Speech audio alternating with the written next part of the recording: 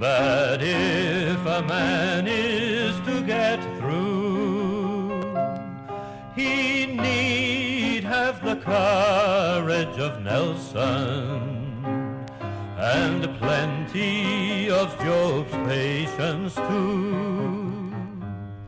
But a man who is kind to another and cheerfully helps him along, God bless such a man and a brother, and here's to his health in a song, and here's to his health, here's to his health,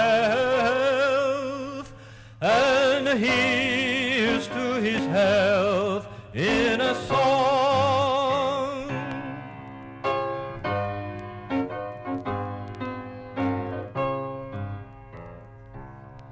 This life is as cheerless as winter to those who are cold in the heart, but the man who is warm in his nature bids winter forever depart.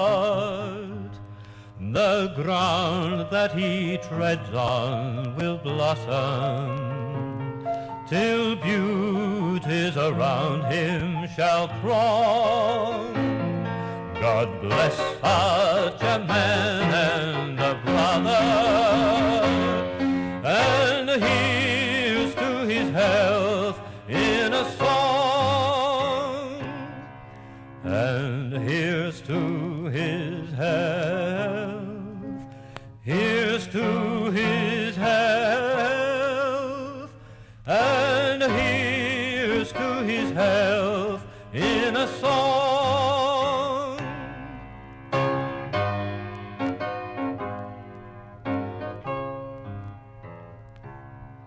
As clouds that in sunshine are open and silvered by light,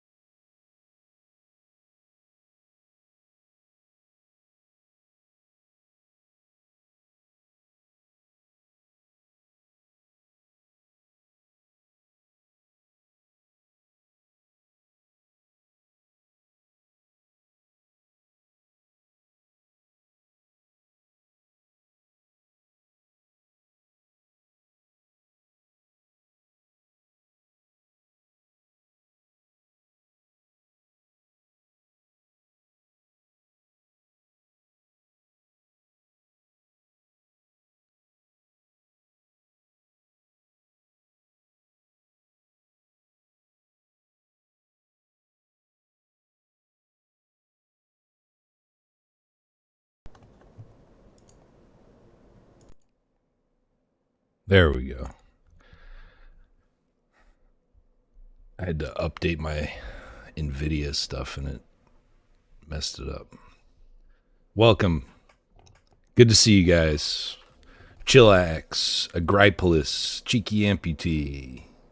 Who else we got? Bree. Good to see you guys. Could you hear the music? It's a Masonic song. If you couldn't tell by the song and thumbnail, we're going to be talking about Freemasonry today. Might even have some Freemasons here in the chat. I know I have a few followers who are Freemasons. They're going to be angry at the things that I say, but too bad. Deal with it. Hey, Mella, good to see you. So this is a really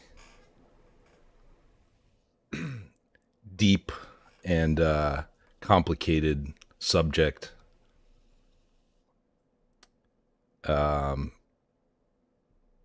and it's going to probably kind of be all over the place. So I'm going to try to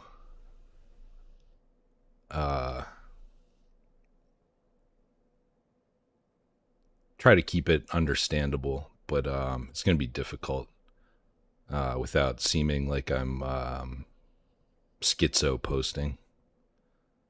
But I'm not. I'll go over some of the reasons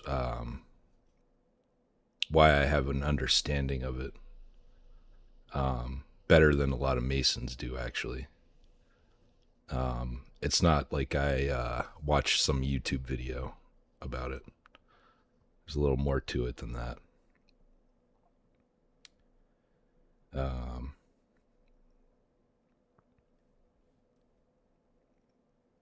So let's just get right into it. I can't see that very well, can you? Hang on. Let me adjust these filters. There we go.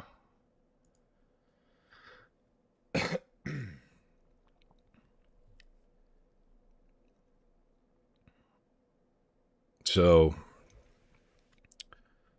these colors here represent the different lodge types.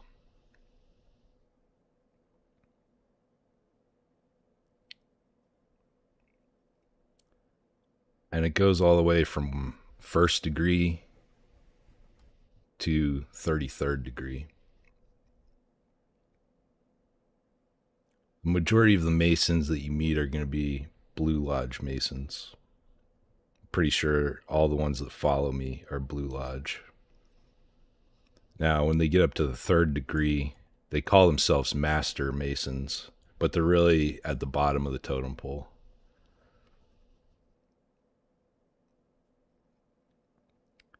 They haven't read their literature that they have to read when they get up here to the 30th and above. But I have.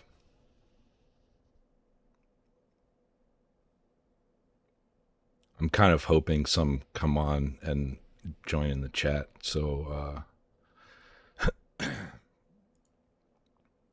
they can refute me with their lies.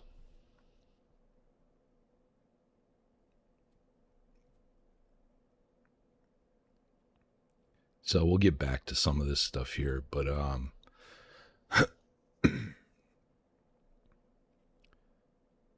the 2nd degree, they call themselves fellow craft. And it's not arts and crafts, it's witchcraft. 100% witchcraft.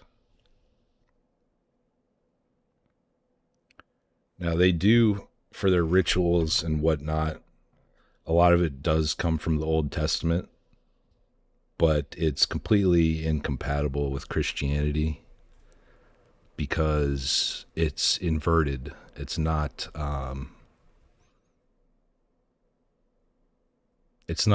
truly biblical. It's an inversion of it. In reality, it's a religion. They'll deny this, but it's a religion. It's a very Judaized religion with some Gnostic elements and ancient Egyptian elements. And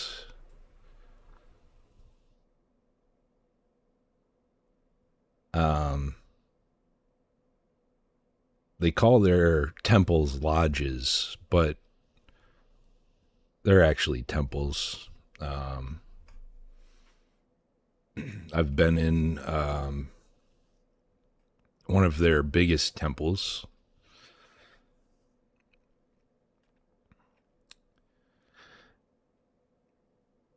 And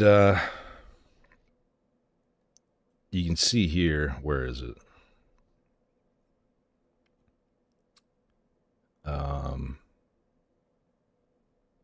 Forgot which degree it is.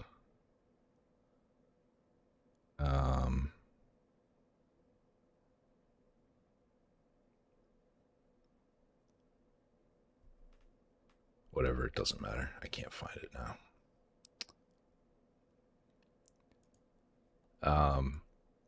So a little bit of my background. I grew up in Washington, D.C. It's a city that's completely designed and laid out by Masons. The United States Capitol building, the Washington Monument, most of the monuments are actually Masonic buildings.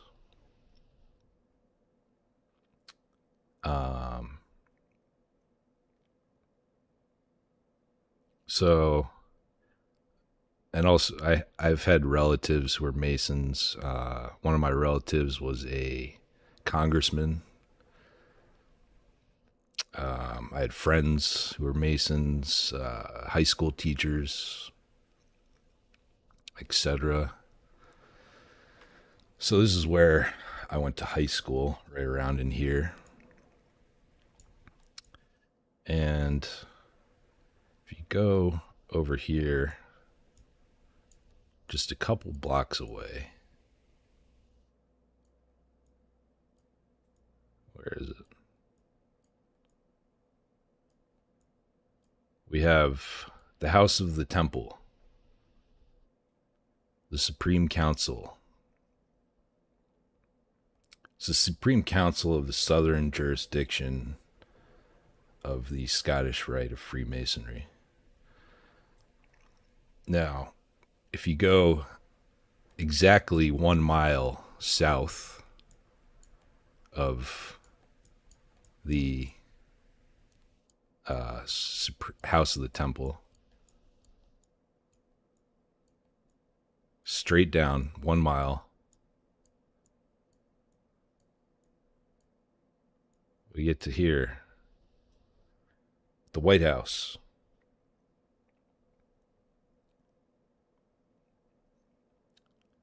Now, I don't really know where I'm going with this. It's just kind of interesting. But we'll get a little deeper too.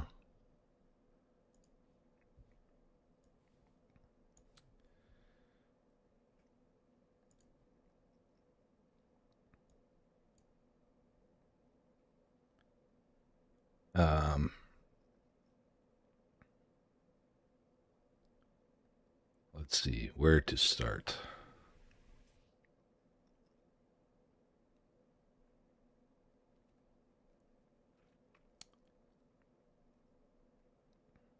So, as I said, that a lot of the Masons that you may interact with, I know the ones that follow me are. They're lower degrees, Blue Lodge. And they don't really, well, for one thing, they're intentionally misled by the higher degrees. They aren't revealed everything. They're basically just taught how to do their rituals and how to run their lodge. But from the very beginning, they are blaspheming and taking part in occult rituals. Most of them will say that it's just a group of old guys that get together to make business connections and do charity work. But this is what the very first thing you have to do when you become an initiate. And if a Mason talks about this, part of their oath is that they will have their tongue cut out. We'll go over some of their literature about that.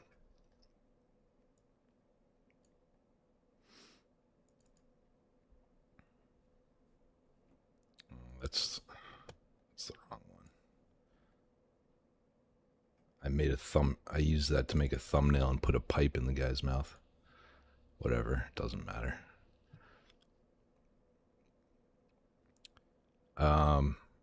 Ignore the pipe that looks like a dong.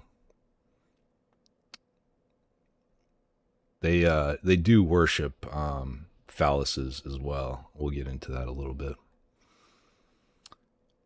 This is a Masonic candidate ready for initiation into the first degree, prepared exactly as a condemned medieval heretic on his way to the gallows. He has a noose around his neck. One pant leg is rolled up, and his shirt is undone and tucked in on one side, and he has this weird blindfold on. And notice something behind him. This.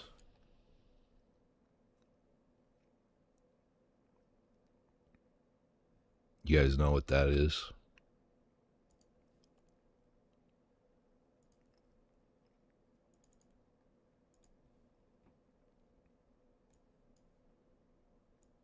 So that blindfold is called a hoodwink.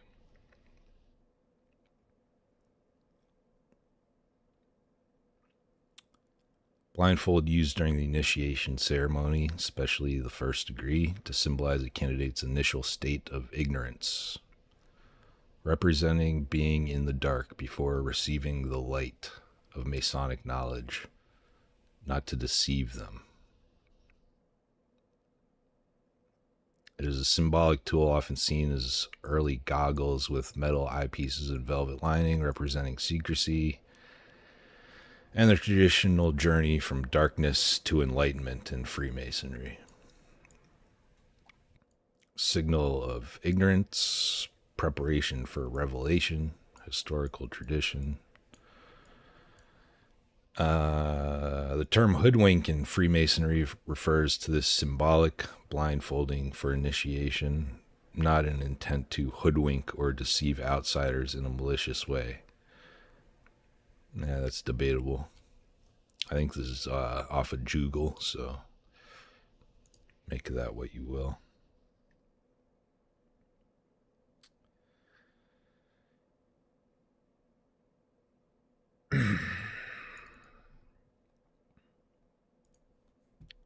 Now this is a Masonic apron. See that same interesting symbol again. And also a menorah.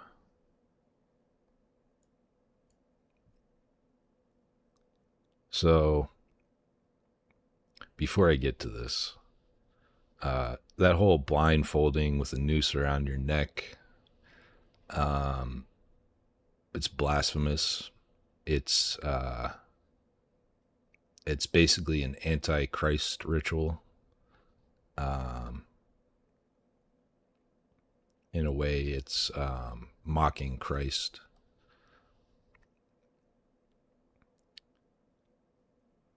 So, false light there, super into symbolism. Yeah, that's part of why this is kind of difficult to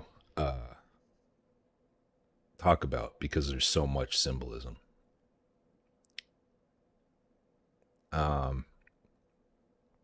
This is one of their symbols. It's an apron. And if you've ever seen a Mason wearing their apron, it's put in a very specific place, and it's there for a reason.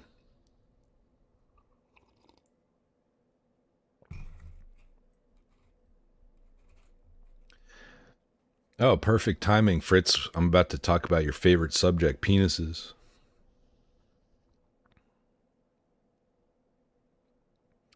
It's placed over the crotch because of the phallus worship.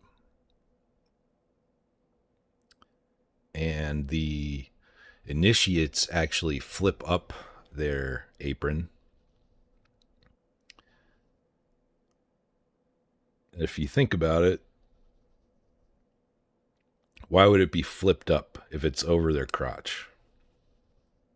Because it symbolizes an erection. Excuse me.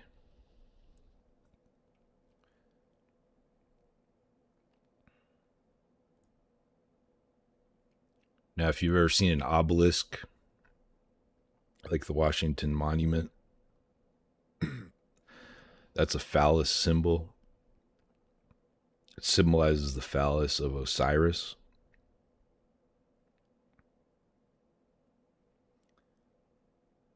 And the Washington or the Capitol building symbolizes the womb of Osiris. And George Washington was a Freemason as well. Many of the founding fathers were.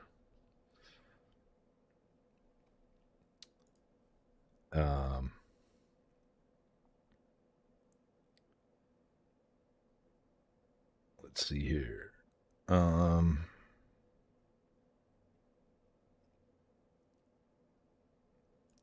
The Vatican also has a big obelisk in its courtyard. And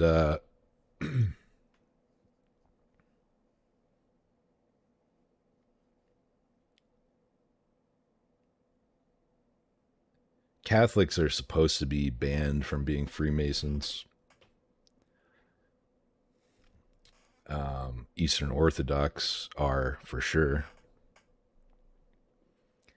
But the Vatican has been completely infiltrated by Freemasons. Most of the popes, at least the recent ones, have been Freemasons.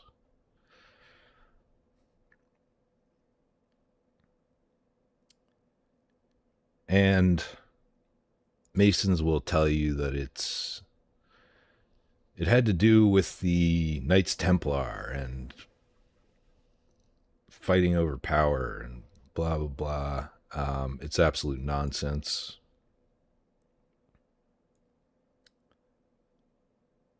They are banned because it's completely incompatible with Christianity, because they worship Lucifer and Baphomet and invert Christianity and the Old Testament.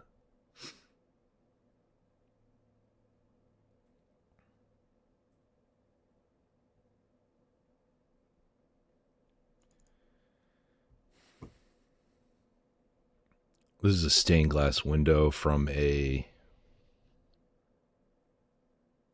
Catholic church.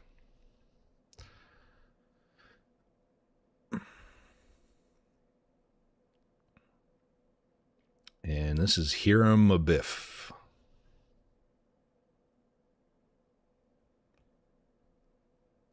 They consider him to be the architect of Solomon's temple, which is sort of related to the main goal of Freemasonry, to rebuild Solomon's temple.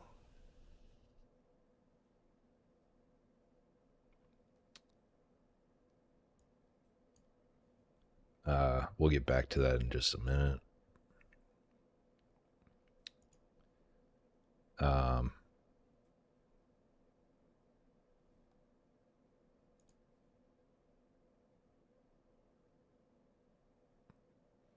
So Hiram Abiff,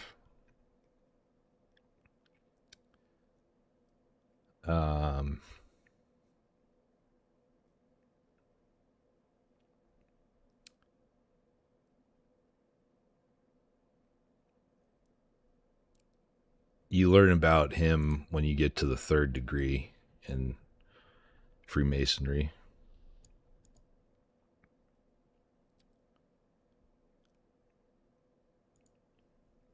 And oh yeah, that's the same stained glass thing there on their Wikipedia. It's in St. John's Church in England.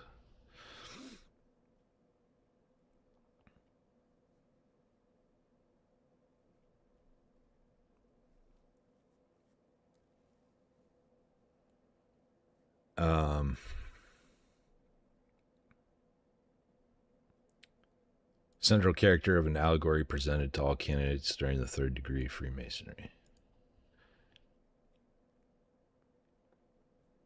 So, like I said, they're getting very basic knowledge here. And one of the things about American Freemasonry is that they progress much faster through the degrees than they would in Europe. And a lot of times, if a American 30, just say whatever 30th degree, tried to go to a meeting at a lodge in Europe at that degree, they might not be allowed to attend because they do it much differently.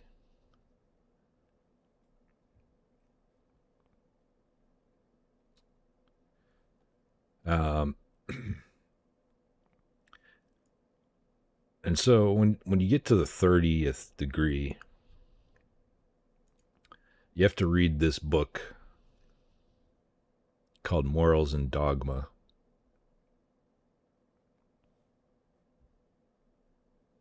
And it's by a Freemason. He was a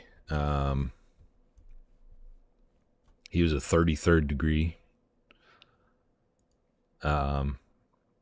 inspector general, I guess is what they're called. He was basically like the Pope of Freemasonry. Around the time after the Civil War.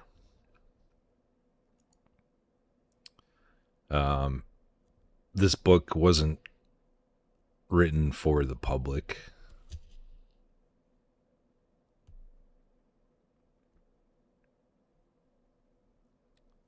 Is the spiritual home of Freemasonry still considered to be the Alexandria VA Temple? I believe so. That's actually right next to where I went to college.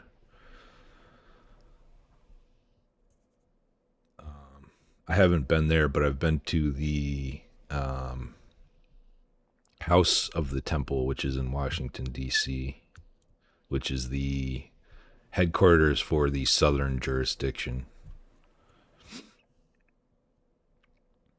So we're on the first page here. How do I zoom in on this?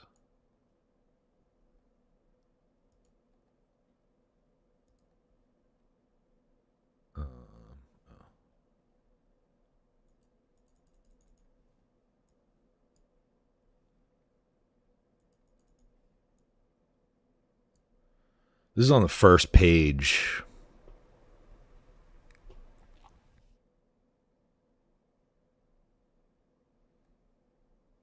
Lucifer, the light bearer.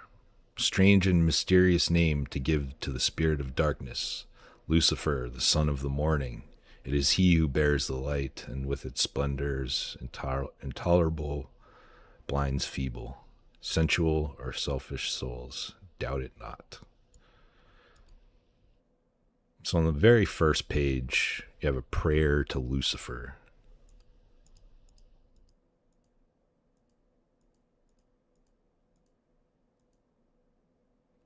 And when they talk about the light and all that, they're talking about Lucifer, the light bearer.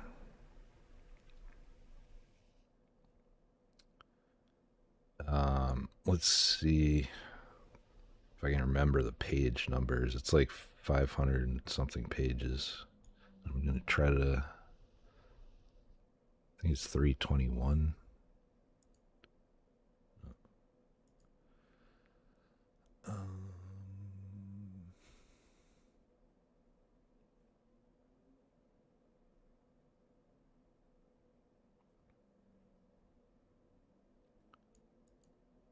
Then the god of light overwhelms his foe, pictured as a huge serpent. When they talk about serpents, that comes back to the phallus worship.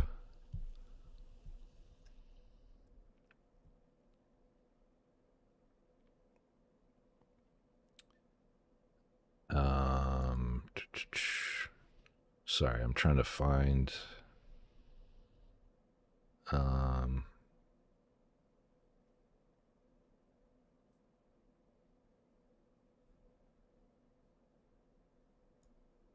something specific that I'm looking for here.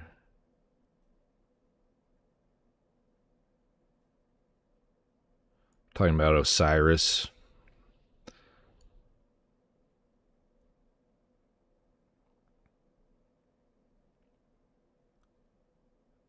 Um,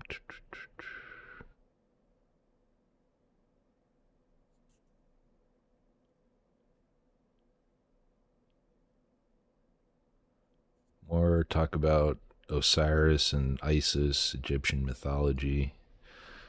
I'm not finding what I was looking for specifically, though. Anyway, you can read this for free on the Internet Archive, archive.org, if you're interested. It kind of blows my mind that a lot of these Masons, that's why I wish some of my subscribers that were Masons or that are Masons were in the chat, because I would be willing to bet money that they haven't actually read this yet. They don't really understand what they're part of. They think that they're Christians, but they're blaspheming and taking part in witchcraft, basically. Do y'all remember that creepy animation that came out a couple years ago with a lot of their symbolism? I think I remember. I think I know what you're talking about. Take care, Fritz. Good to see you. I think I do remember what you're talking about. There's a ton of Masonic symbolism in most forms of entertainment and Disney cartoons as well. Walt Disney was a 33rd degree Freemason. They used to have a like a Freemason lodge in Disney World.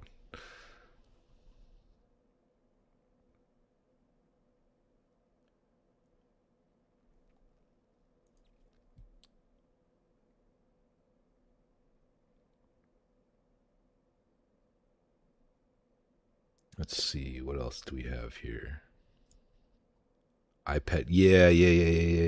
iPet goat. Goats are another symbolic thing for them. I'll look that up, Bree. Thank you for mentioning that. We'll watch it, but I wanted to get to some other stuff too. Here we have an example of the Pope proving that he's a Mason.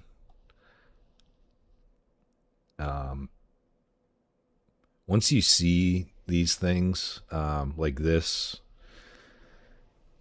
and their handshakes, you'll start to see it everywhere. Celebrities posing for pictures, politicians.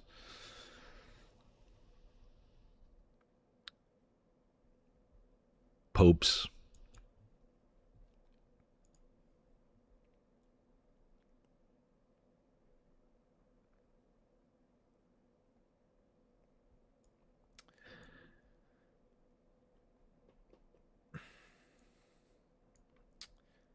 And these people that are at the highest levels, it gets a lot worse than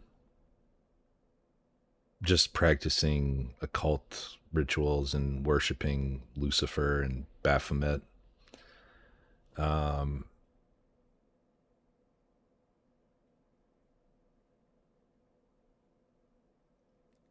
I'm trying to think of how to say this without breaking terms of service.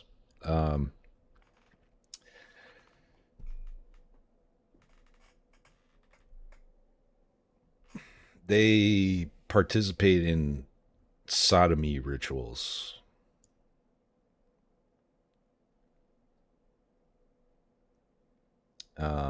With 5-year-olds.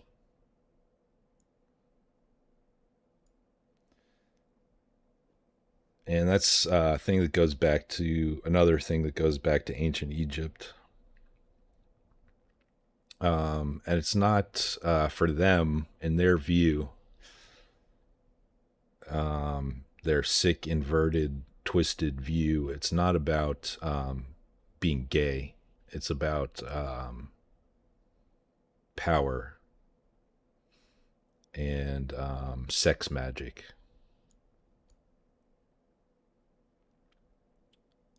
But this is something that's only at the highest levels. Your average Mason is not going to know anything about this.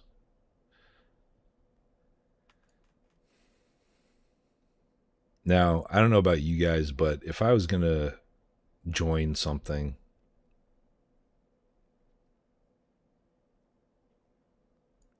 and participate in rituals with them, I would want to understand what I'm participating in.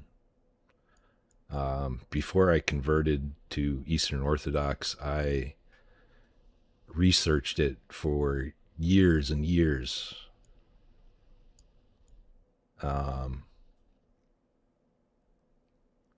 So it always blows my mind when Masons say that they haven't even read this book, let alone dug deeper than that.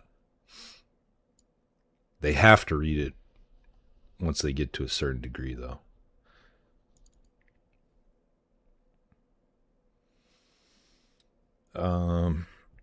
This is a quote from a rabbi. Masonry is a Jewish institution whose history, degrees, charters, passwords, and explanations are Jewish from beginning to end.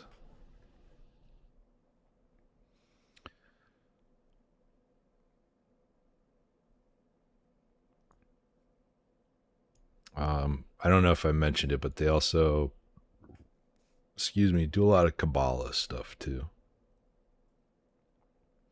That's why you see the Star of David on so many of their things. Here's one of their charters for their Irish chapter. Star of David again, all four corners and in the center.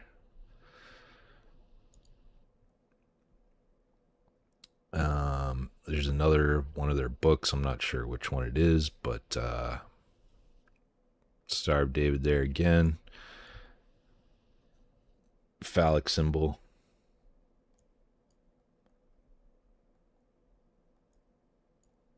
This is like a womb symbol. That probably is there too.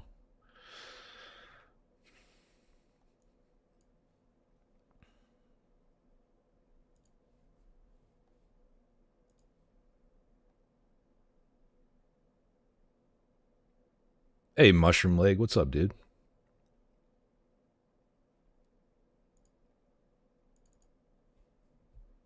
We're doing a deep dive into Freemasonry.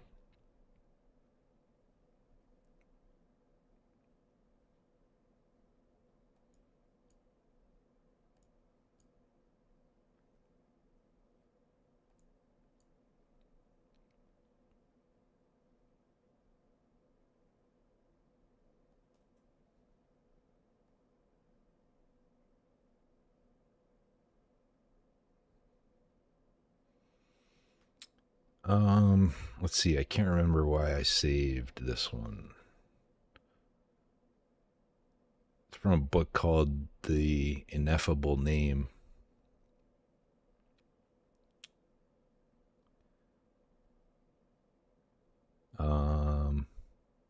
Let's read it because I don't remember why I saved it.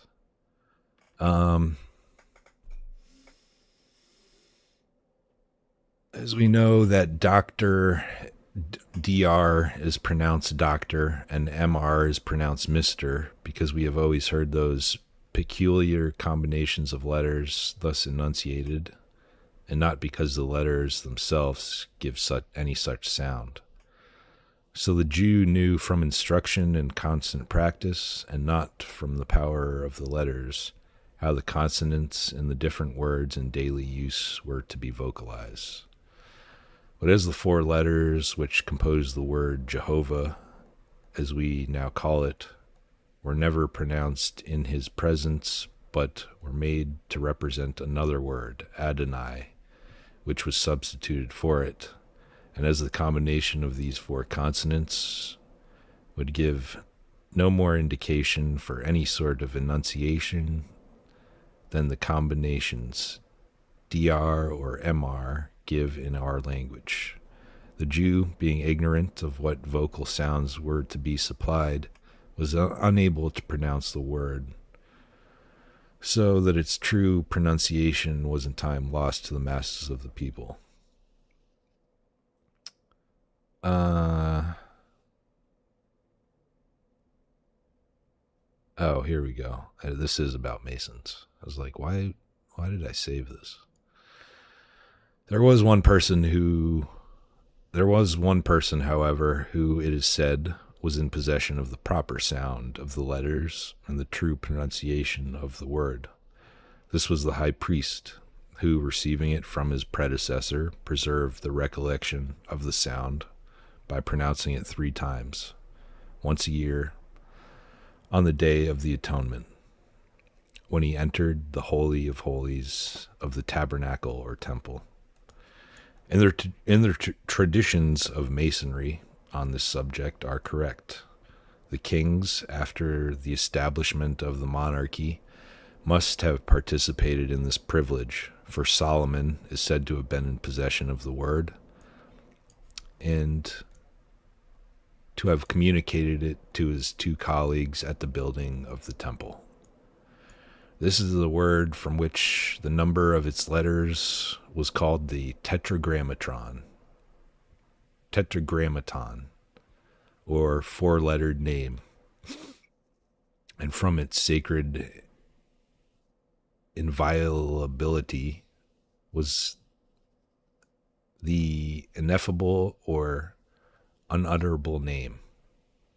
The Kabbalists and Talmudists have enveloped it in a host of mystical superstitions, most of which are as absurd as they are incredible, but all of them tending to show the great veneration that has always been paid to it. Thus they say that it is possessed of unlimited powers, and that he who pronounces it shakes heaven and earth, and inspires the very angels with terror and astonishment.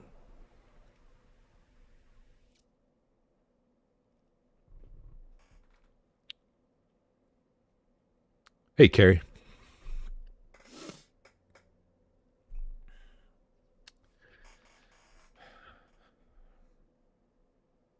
The rabbins called it Shem Hamphorash.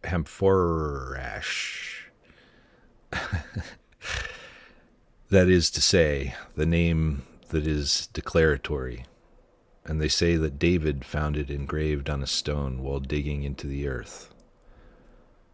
From the sacredness with which the name was venerated, it was seldom, if ever, written in full, and consequently a great many symbols or hieroglyphics were invented to express it. One of these was the letter, it's a Hebrew letter, or Yod, equivalent nearly to the English I or J or Y, which was the initial of the word, and it was often inscribed with an equilateral triangle, thus the triangle itself being a symbol of deity.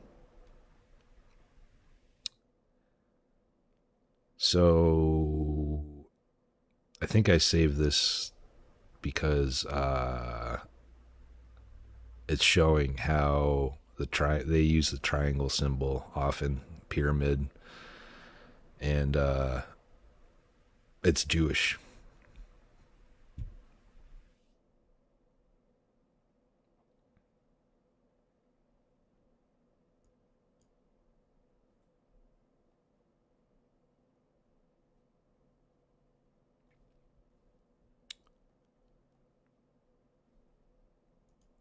see what else I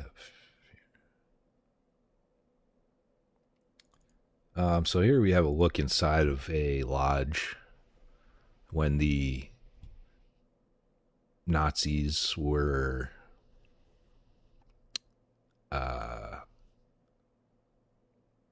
getting rid of Masons.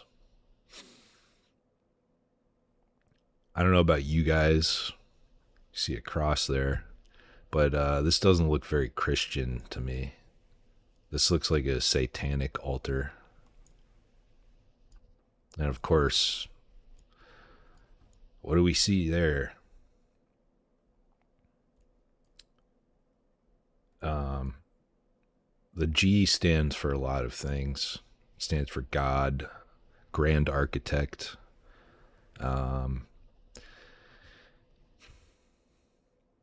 And when you get to the, I forgot which degree it is.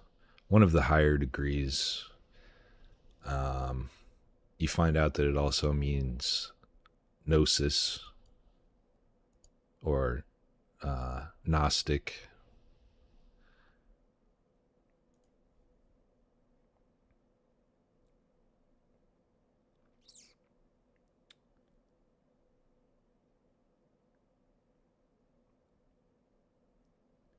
What do we have here?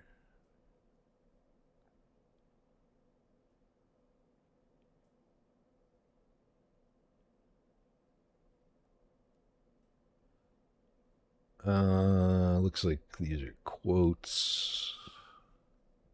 Yeah. At the head of all those secret societies which form provisional governments, men of the Jewish race are to be found. Jewish UK Prime Minister Benjamin Disraeli in the life of Lord George Bentinck. Each lodge is and must be a symbol of the Jewish temple. Each master in the chair a representative of the Jewish king. Every mason a personification of the Jewish workman. Encyclopedia of Freemasonry, Philadelphia, 1906. Freemasonry is founded on the ancient law of Israel. Israel has given birth to the moral beauty which forms the basis of Freemasonry. Some reverend.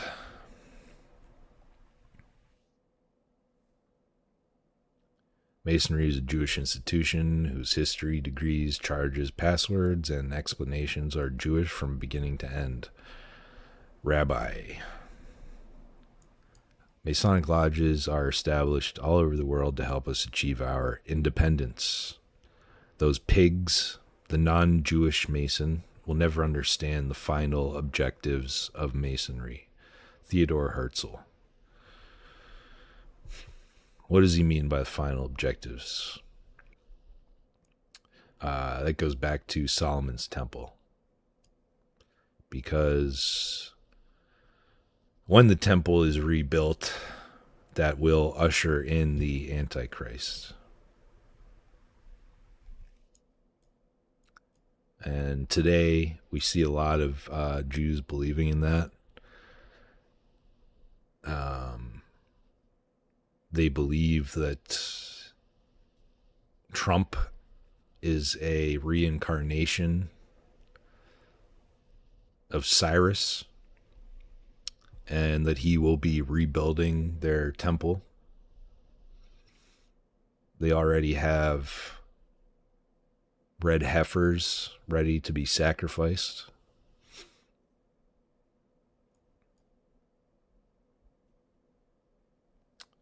The mission of the lodges in Europe is to be the conscience of Jews and to make sure that the conscience of the Jews does not wither away in various countries.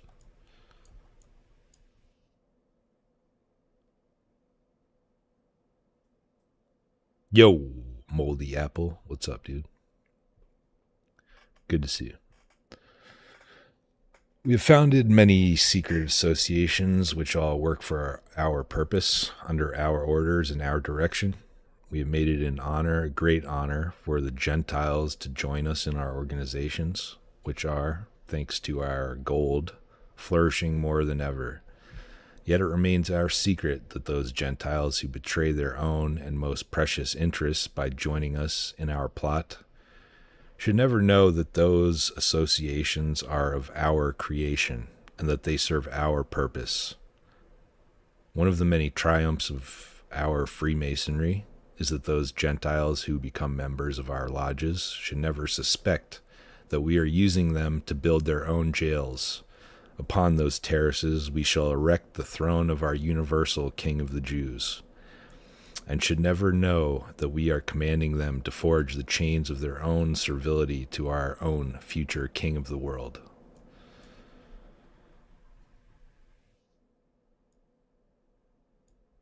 That sums it up pretty well.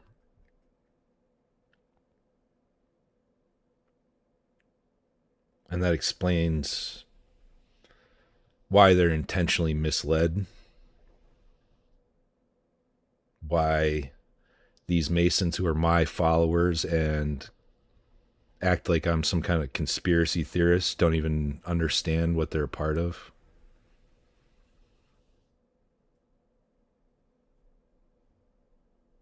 If you're watching this right now, because I know a few of you guys subscribe to me, wake up.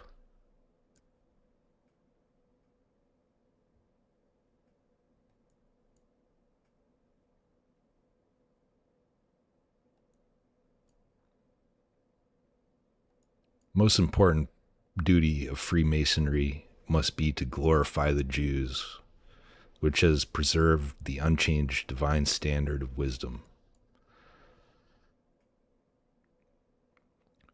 Freemasonry is born out of Israel, the Jewish Guardian, 1922.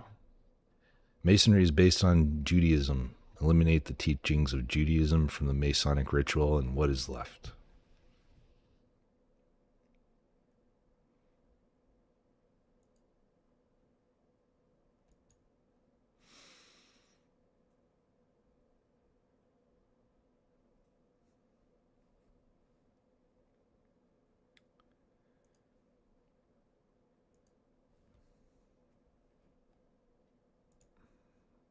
I just gotta hide that for a second because I'm on Twitter. I think I had something saved.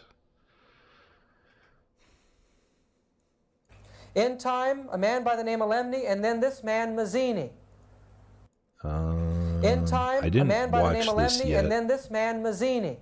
But it seems interesting. Became a leader in the World Revolution, but not fully inducted into the secret orders. I'm going to play that video that Bree was talking about. Research dug up letters from Mazzini which revealed how the high priests of the Luciferian Creed keep their identity and true purpose secret.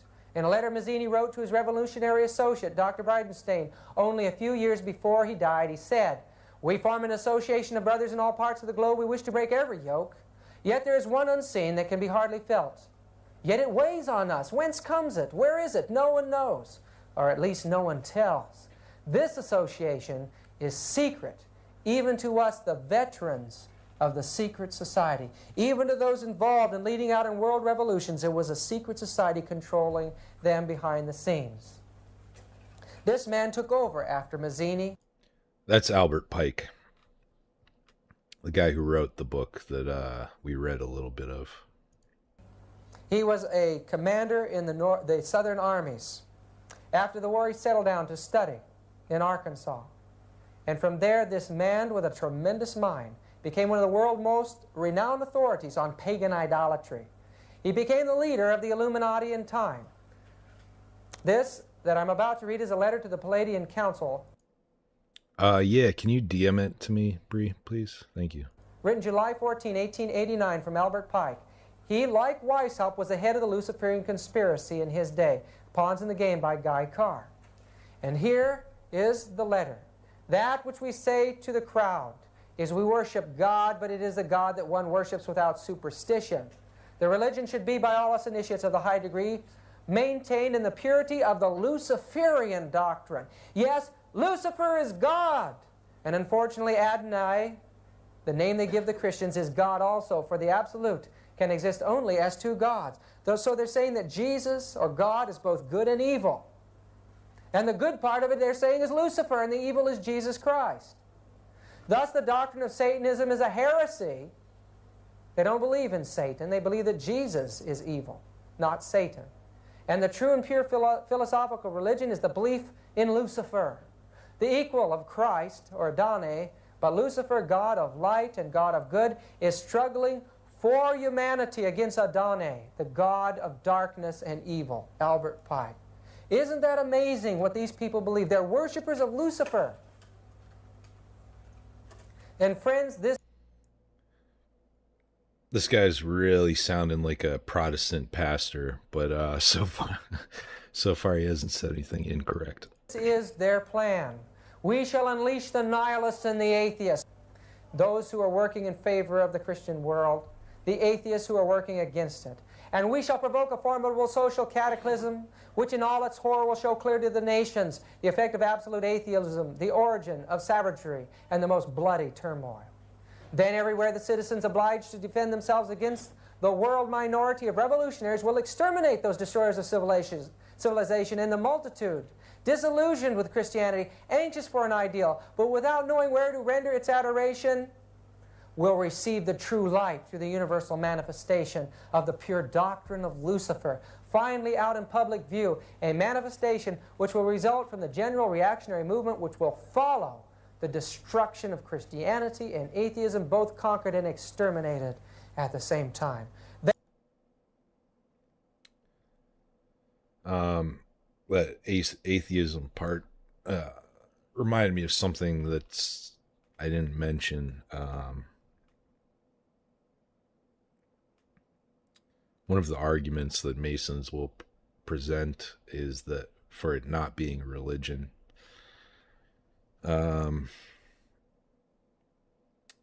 is that you can be any religion and join. You can be Christian, Muslim, Jewish, Buddhist, Satanist, whatever. As long as you believe in a God, because you have to have that grand architect.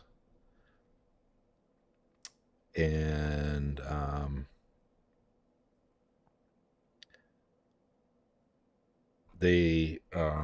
Albert Pike talks about this in his book, and it's actually I agree with him on this one specific thing, that if you are an atheist, instead of having a real religion, you replace religion with something else, and that becomes your religion.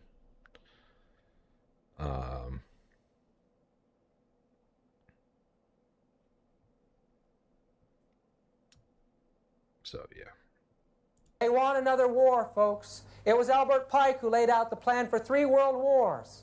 1, to open up Palestine. 2, to form a state in Palestine between the 2nd and 3rd, to raise the Arab world and the world of Israel. And once they were armed and ready, and the world was siding on one side or another, they would form an international war. And that war is on our horizon today. Ellen White told us in Evangelism, page 623, a power from beneath is working to bring about the last great scenes in the drama. Satan coming as Christ and working with all deceivableness of unrighteousness and those who are binding themselves together in secret societies. Those who are yielding to the passion for confederacy are working out the plans of the enemy. The cause will be followed by the effect. For 100 years, we may have had the privilege of knowing what was going on in those secret societies through inspiration. An example of the kind of mind that exists in the spawn of the Jesuit order can be seen in this man, Aleister Crowley. Secret Societies and Subversive Movements by Nesta Webster tells us that this conspiracy took place among the Jews. And I'm sure that much of it has taken place in the Sanhedrin circles. But the fiery Jesuits describes clearly that the control of the money in this world is in the hands of the Roman Catholic Church today, and especially in the hands of the Jesuits. They're the ones that claim to become the Jew among the Jews. They're leading out in the Zionist conspiracy. It was their interests that fomented the writing of the Communist Manifesto. It was their interests that financed this man to go in, Lenin, to go in and cause the revolution. The church was hoping to conquer the Eastern Orthodox Church. This revolution has not stopped. The communists may have left her in that revolution and took it for themselves, but the war continues today. January 4, 1862, Ellen White tells us, I was shown before Lincoln's administration the former administration planned and managed for the South to rob the North of implements of war. They were contemplating a determined rebellion or revolution. The North did not understand the bitter, dreadful hatred of the South towards them and were unprepared for the deep-laid plots. Volume 1 of the Testimonies, 253. What was behind these deep-laid plots? In the book 50 Years in the Church of Rome by Father Chiniquy, he tells us that he had hired Lincoln to be his lawyer to protect him against a suit from the church. Lincoln was faithful, and the man was gotten off. And this is a signature on the letter of the IOU found in the book of Lincoln. Listen to the words here. Dear Mr. Lincoln, I answered, allow me to tell you that the joy I should naturally feel for such a victory is destroyed in my mind by the fear of what it may cost you. There were then in the crowd not less than 10 or 12 Jesuits from Chicago and St. Louis who came to hear my sentence of condemnation to the penitentiary, but it was on their heads that you have brought the thunders of heaven and earth. Nothing can be compared to the expression of their rage against you when you not only wrenched me from their cruel hands, but you were making the walls of the courthouse tremble under the awful, superhumanly eloquent denunciation of their infamy. Diabolical malice and total want of Christian human principle in the plot they had formed for my destruction. What troubles my soul just now and draws tears to my eyes is that it seems to me that I have read your sentence of death in their fiendish eyes. How many other noble victims have already fallen at their feet? This man was responsible for opening up trade with Russia and recognizing a political connection with Rome. He also placed this Masonic symbol on our dollar. Novus Ordo Seclorum, a new world order. Albert Pike said this about Freemasonry in this very book. He says that Freemasonry is based almost totally on the Kabbalah. Yes. Jewish magic. Yes. And many Jewish rabbis have admitted this, and they say, as we have seen, when the greatest rabbis of the Talmud consider the raping and sodomizing of little girls and boys to be normal, it is little wonder that such perverse moral attitudes filter into the content of the Jewish film industry. The Zohar, or Kabbalah, like the Talmud, is also considered to be divinely inspired by religious Jews. It says that when God will reveal himself preceding the coming of Messiah, the Gentiles will be wiped off the earth. Redemption will not be complete until Amalek, or Gentiles, will be exterminated. that in all of the rituals of Freemasonry, you will find the Kabbalah, the system of magic of the Jews. For example, the 30th degree of Freemasonry is the Knights of Kadosh. Yes. And it involves skulls and black robes and a knight laying in a coffin speaking from the dead. Yes.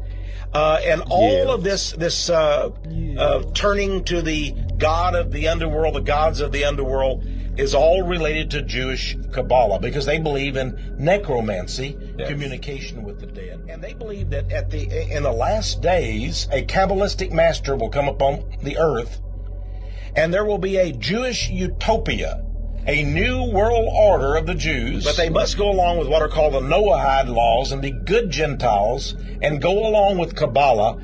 And if they recognize that the Holy Spirit is the serpent. And by the way, that's also taught in the 32nd degree of Freemasonry, the serpent is the Holy Spirit. This is Edward Alexander Crowley, also known as Aleister Crowley. He styled himself the wickedest man in the world. He believed himself to be the great beast. And he changed his name to Aleister Crowley, so it would add up in both English, Hebrew, and Greek Kabbalah as 666. In 1904, Crowley had a communication with an extraterrestrial being.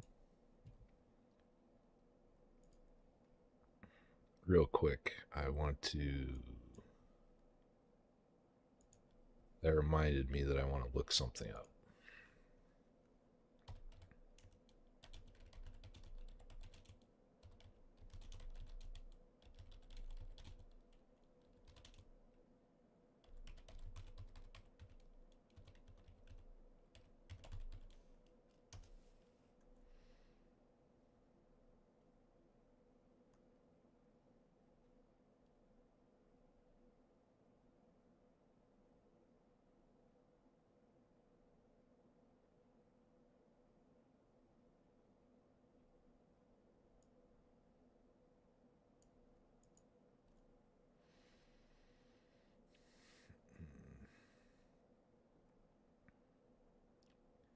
What up, Burley Slice?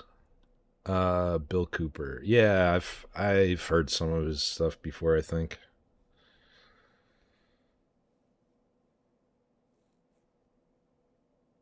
Wasn't he that guy that was like sort of like Alex Jones before Alex Jones and killed by the cops?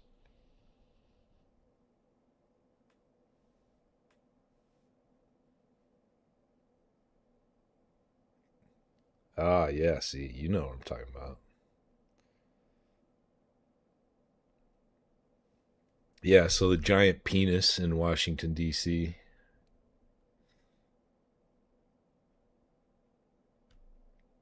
The Washington Monument. It's 666 feet and 66 feet wide.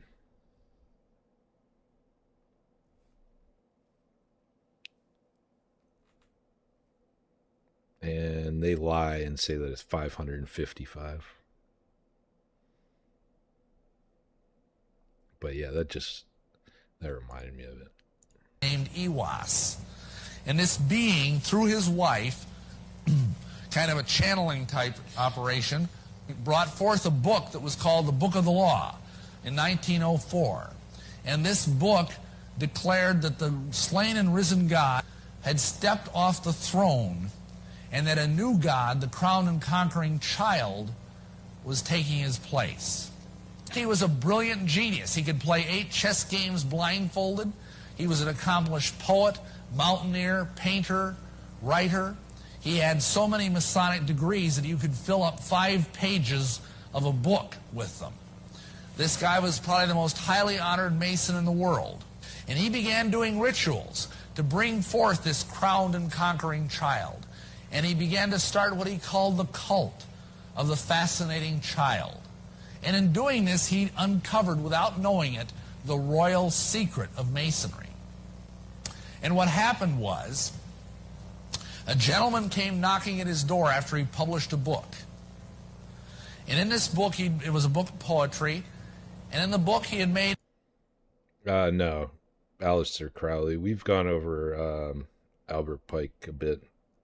They did talk about him a little bit in this video, but this whole stream's been about this. So if you're interested in it, you should definitely check out the parts you missed. An allusion to something, and this guy, his name was Theodore Royce. He was a German occultist and the head of the OTO, the Ordo Templi Orientis, which stands for the Order of Eastern Templars. There's the Knights Templar again. And this Theodore Royce told Crowley that he had given away the greatest secret in occult history. And Crowley said, "What do you mean? I don't even understand it." So the guy promptly initiated him on the spot to the 9th degree of the OTO and then explained the secret to him. And you're about to learn what this secret is. The secret is that as a Mason, you are promised immortality. Where do they get their promise of immortality? Simply, the secret that Crowley uncovered, probably through demonic intervention, is the secret that this immortality is conveyed through tantric sex magic. And the kind of sex magic that we're talking about here, unfortunately, is a sexual violation of a little child. Crowley taught that the way you could live forever was by vampirizing little children sexually. And this, I apologize that this is so horrible, but Masons are doing this. Not all Masons, please understand me. Probably 1 in 100 knows about this. But this is a significant enough problem that I feel compelled to share it with you.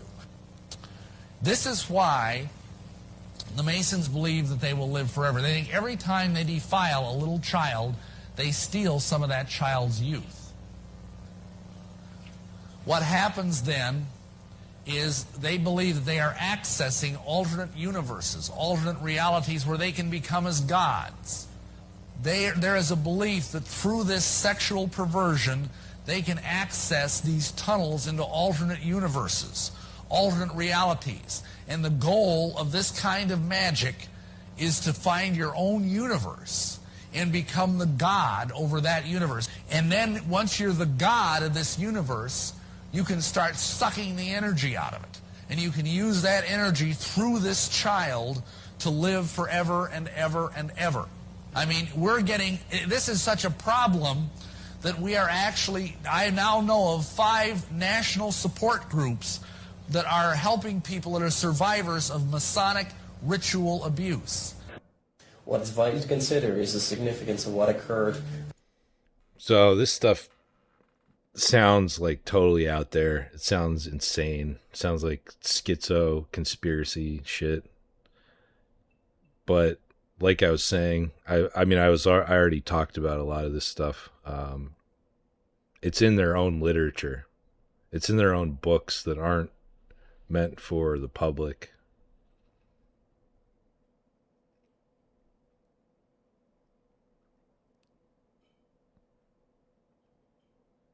And I've read those books. They get out to the public by family members. They die. Their family members donate them to Goodwill or whatever. And, this has been going on for a long time. It all boils down to screwing in robes. I think they even showed a clip from Eyes Wide Shut like a minute ago. Crowley's death, and who followed his teachings wholly or in part. Crowley did not, had many followers. He had followers through his magical organization, the OTO, which still exists today. He also had people who were very interested in him, who carried on his tradition. For example, Timothy Leary, who people perceive as a guru, but he was also an illuminate of Thanateros, which is an offshoot of Crowley's kind of OTO and his magical practices. He copied a lot of Crowley's behaviors and what Crowley did. He attacked Christianity. He was a hedonist like Crowley. Interesting fact about Timothy Leary. He is frozen, just like the 33rd degree Mason Walt Disney. There's actually a documentary where they show Timothy Leary being frozen. They on camera chop off his head and freeze it. I kind of wish I didn't see it, but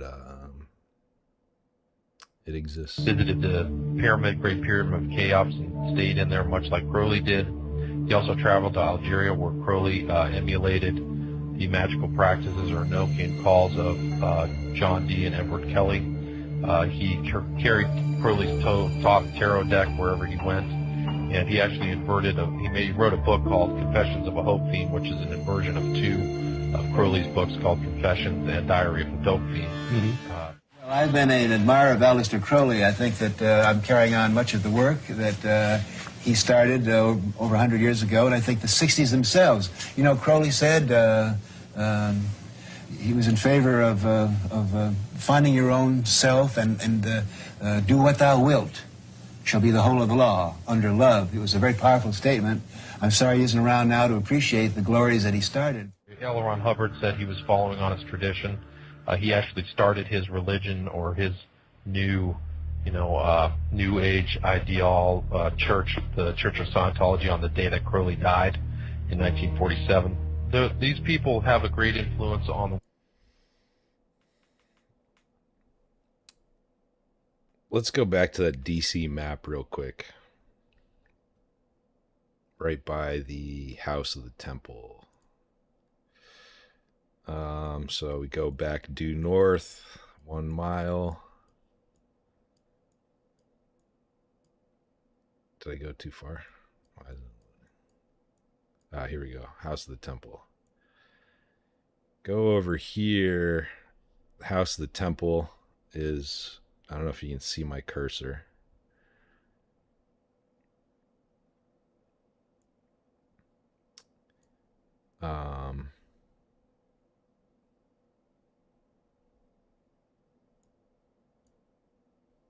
Just a couple blocks away from the House of the Temple It's the original founding church of Scientology.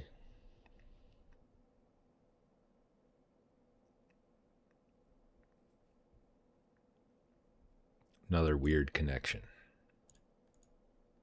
Oops. A man by the name of...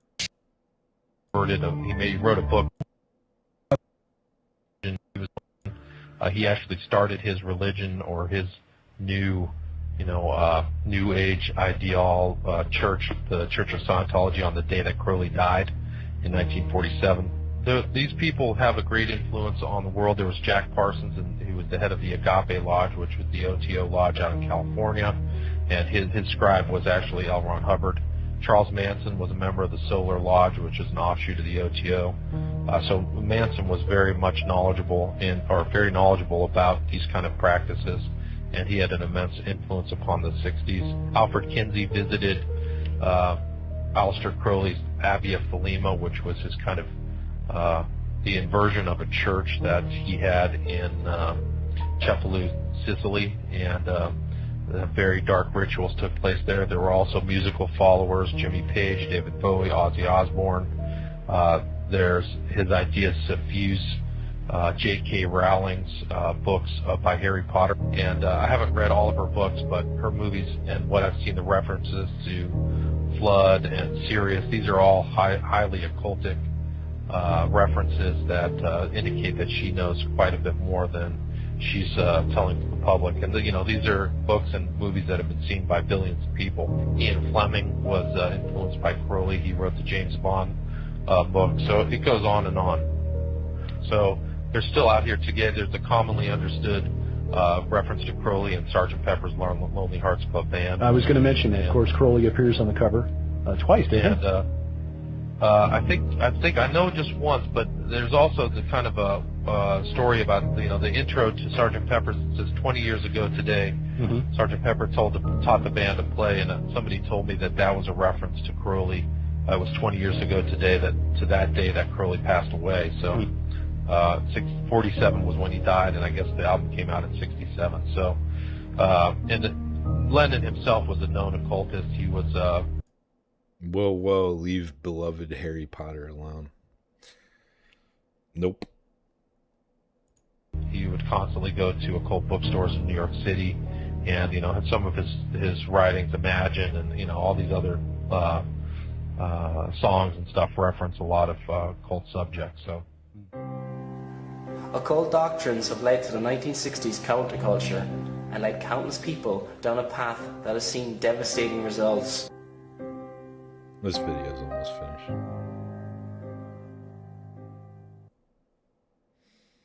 Oh, there it is.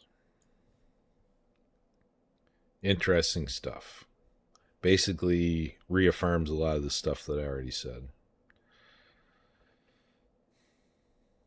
In time.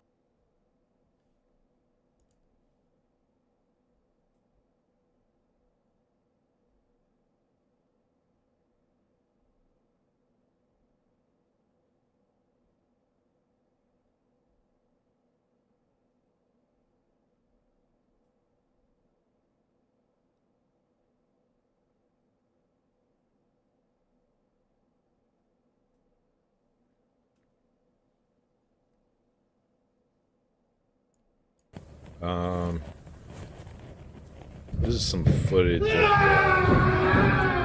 one of their rituals, initiation ritual.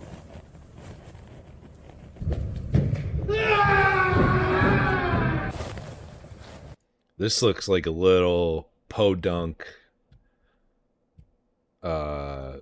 lodge that's probably like in the middle of nowhere in Alabama or something. Usually the bigger ones, the Grand Lodges, the one in DC that I've been to, they look much more like an actual temple with a lot of money put into them.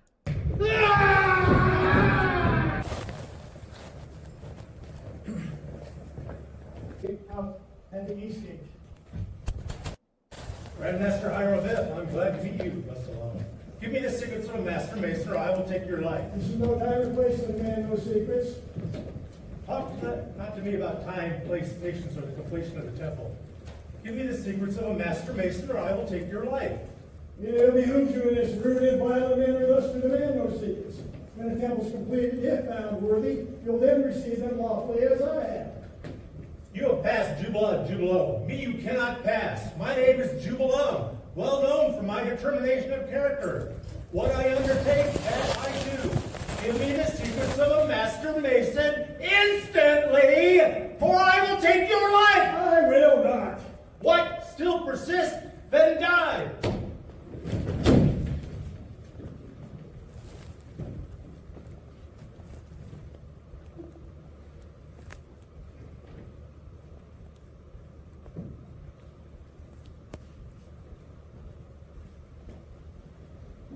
What horrid deed is this? You have slain the Grandmaster Hiram Bill. This is no time for reflection. What shall we do with the body? We will bury the rivers of temple and the love again and discuss what the Most of them are just managerial to maintain the illusion. Yeah, I talked about that a little bit. The majority of them are. They are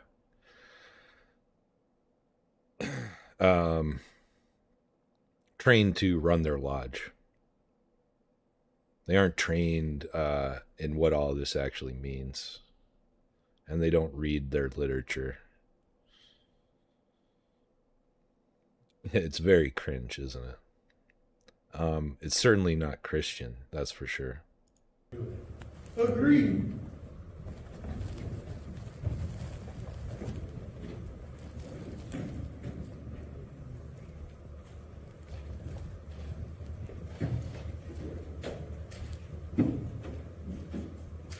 This is the Bible right here. So it's mocking Christianity. It's an inversion of it.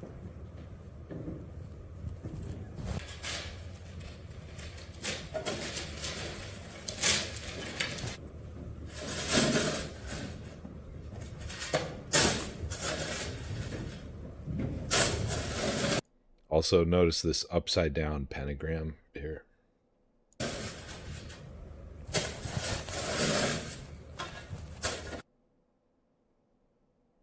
Very much a satanic symbol.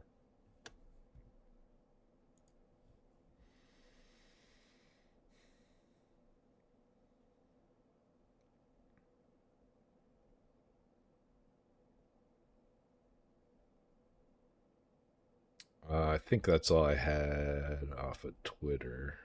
Let me see if Bree sent me that. Yep, okay. Thank you, Bree.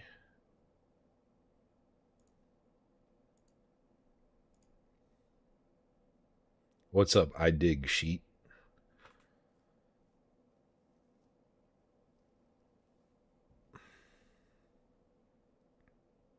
How long is this? 7 minutes. All right, I've seen this before. So while this is playing, I'm going to run to the restroom and get some more coffee.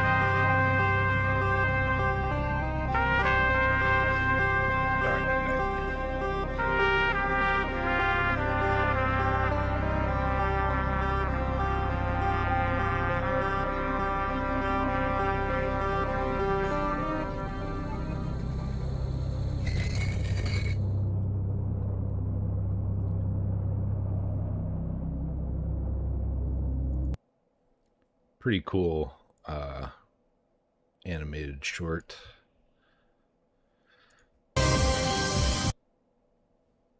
We see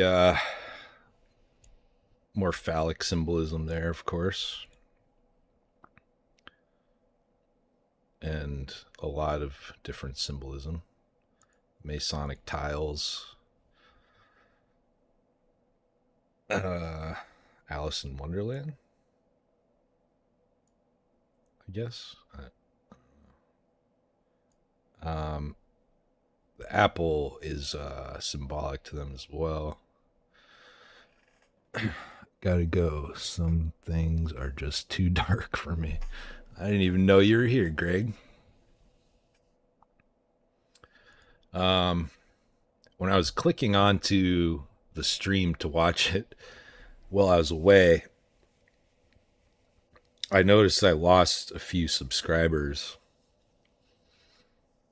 And normally that tends to happen, but I have a feeling that it's those Masons that I was talking about. It's a little disappointing that they're too cowardly to defend themselves. Instead, they're lurking and just unsubscribing. They don't want to accept the truth.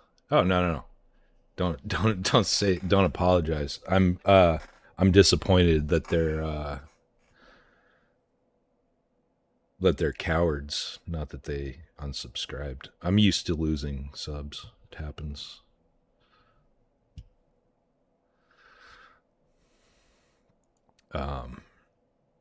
Since I switched the type of content I make, it's pretty normal to lose a few subs here and there.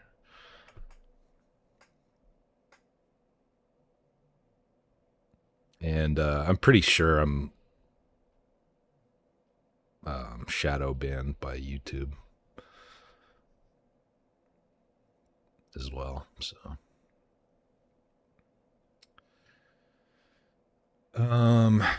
let's see.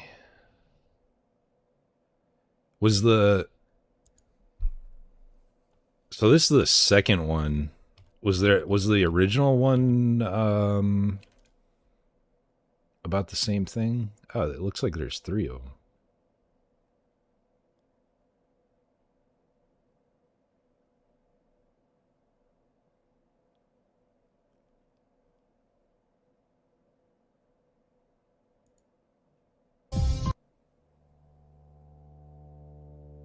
What the hell?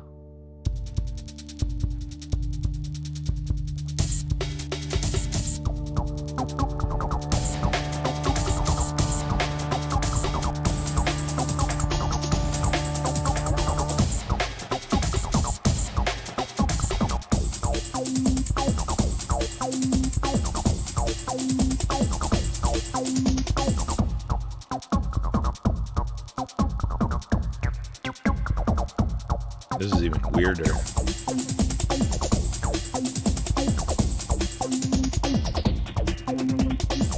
Yeah, it doesn't look, the animation looks a lot more janky. Not as good.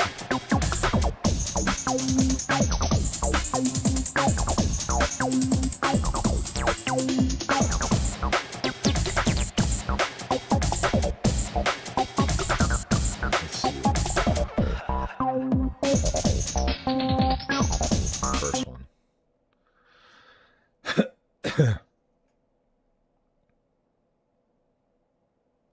Hey, Carrie, welcome back.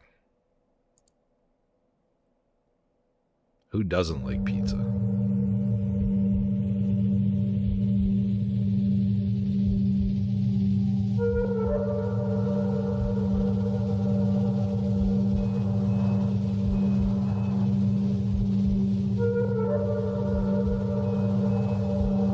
This one actually doesn't look like it's Masonic symbol.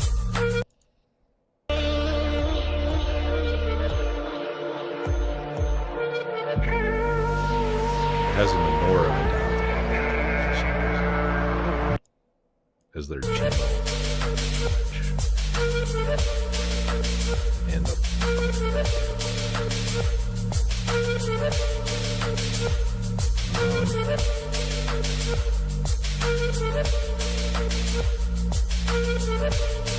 oh, the channel's called Nora.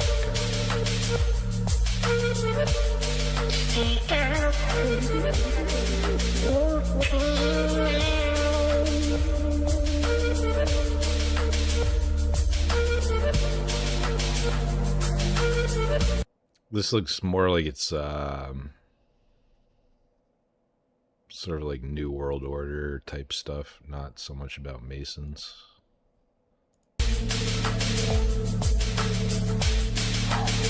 Politicians robbing their pockets. Pretty cool. Not directly related though.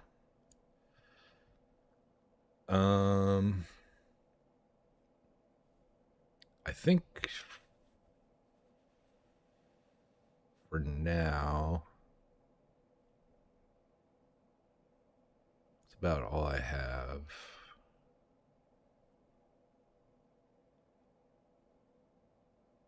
For Masons.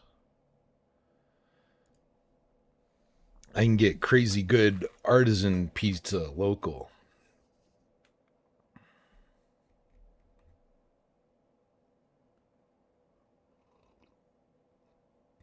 I'm actually wearing a pizza joint sweatshirt. Some of you guys might know what this is.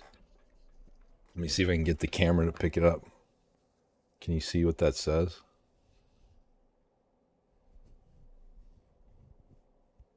It's upside down.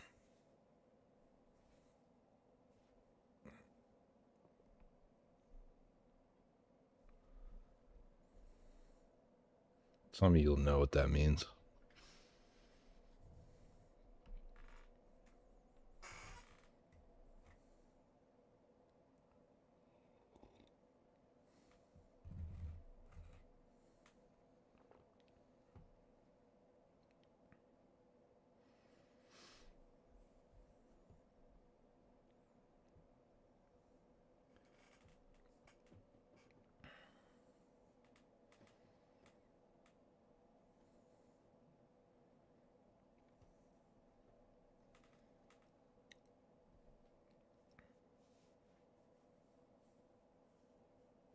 Yeah, I'm not some weirdo and like went out and bought this shirt. I used to work there. Back in like 2013.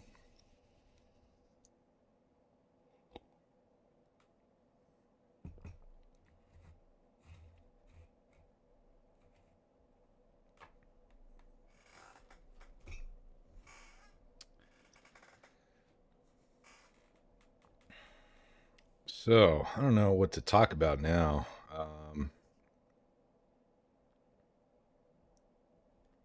mean, we can go even deeper with Freemasons, but I covered most of what I wanted to talk about for now. I might do another stream on it just because it's so much information.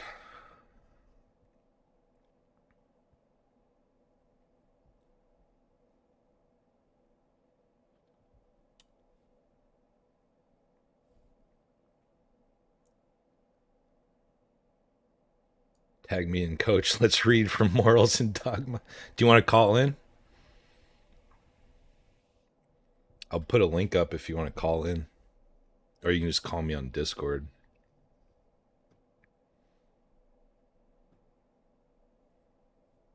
Oh, come on.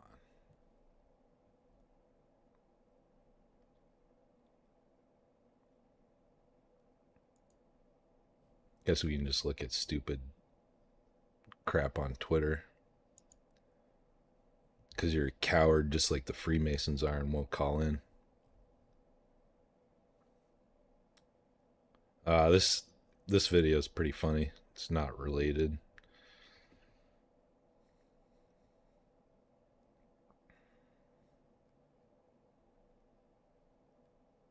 How many R's are there in strawberry?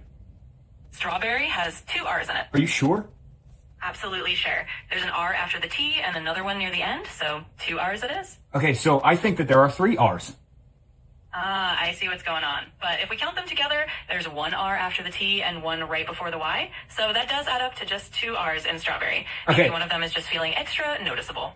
Yeah, so you're actually spelling it. It's getting transcribed with 2 R's before the Y.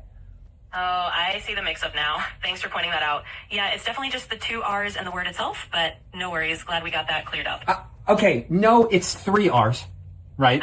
It's 3 R's because it's 1 after the T. And then in the word berry, you know that word, berry? There's 2 R's in berry. I get what you're saying now. You're counting the berry part as if it had 2 R's on its own. No, I'm not counting it as if it had 2 R's. It has 2 R's. All right, I see where the confusion is coming from. I promise I'm not trying to be stubborn here. In the standard spelling of strawberry, there's just 1 R in straw and 1 R in berry. So No, there aren't. Could always watch videos of Asian businessmen crying. What? I don't get it. How many R's are there in straw? In straw, there's just 1 R. Okay, now in the word berry, how many R's are there?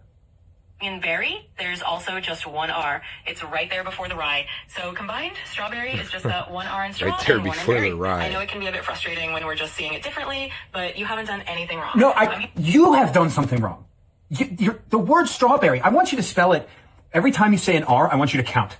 So spell it like this, S-T-R, 1, A-W-B-E-R, 2, R, 3, Y. Absolutely, I can do that for you. So if we spell it out just like that, S-T-R, that's 1, A-W-B-E-R, that's 2, R, that's 3. So yeah, you're right, just like you That's asked me to singing. count it that way, it does show up as 3. Thanks for walking me through that. So how many R's are there in strawberry? So counting it the way you asked? No, not the way that I asked. In the word strawberry, how many R's are there? In that case, just to be totally clear, in the standard spelling of the word strawberry, there are 2 R's, Strawberry? 1 in straw and 1 in berry. Okay, that's good. How many? It's crazy. People actually like ask ChatGPT for like religious advice and stuff like that. It's crazy. Let's see what else we got here. We'll be. I remember a time when Republicans were very careful about and worried about the government, particularly unelected people. We can't trust the government anymore. Having access We can't trust the government anymore. You are the government. That's our personal data. Yeah. Oh, absolutely. You are the government. Yes, that's what I'm saying, is that the American people now are saying that we have had our personal information shared and out But there now in the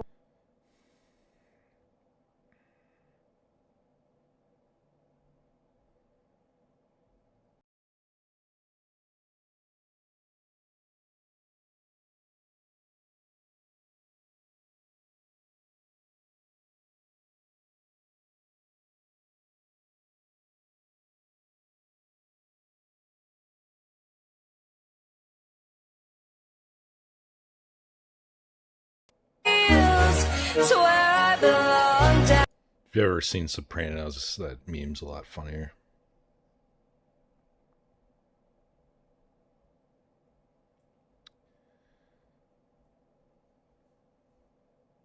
Some of this stuff I definitely cannot play on YouTube.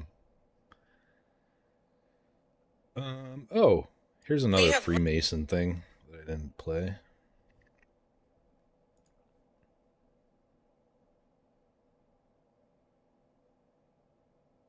Released over 33,000 Epstein documents. 33,000 emails that you deleted. 33 confirmed positive tests. Today we have 33 cases. 33 to be precise.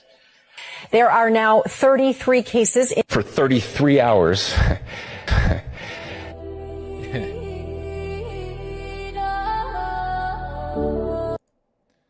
That's a Masonic pin.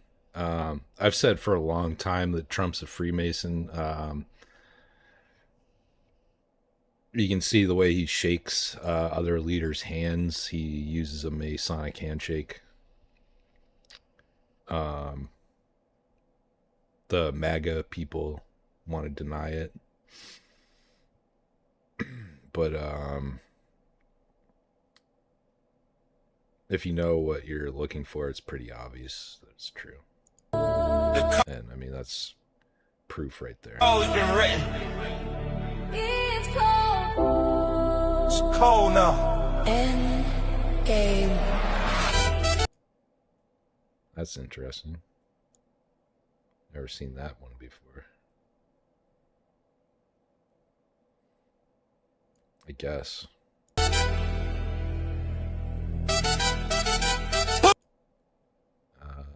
Hang on. Can't really see the whole thing here.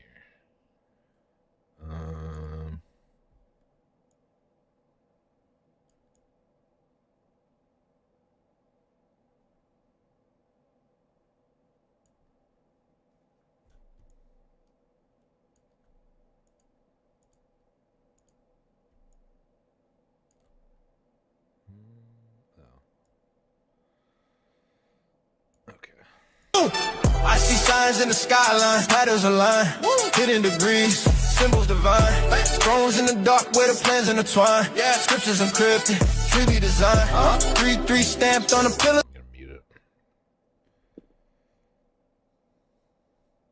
Alright, this is getting a little bit schizo. They do worship, the Jews do worship Saturn. Oh, you called? I didn't hear it.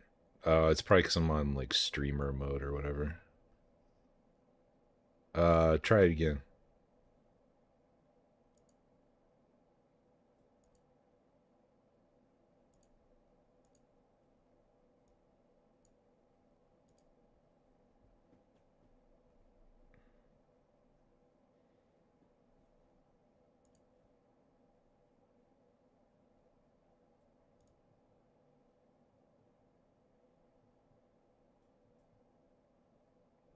What's up, dude? Can you hear me?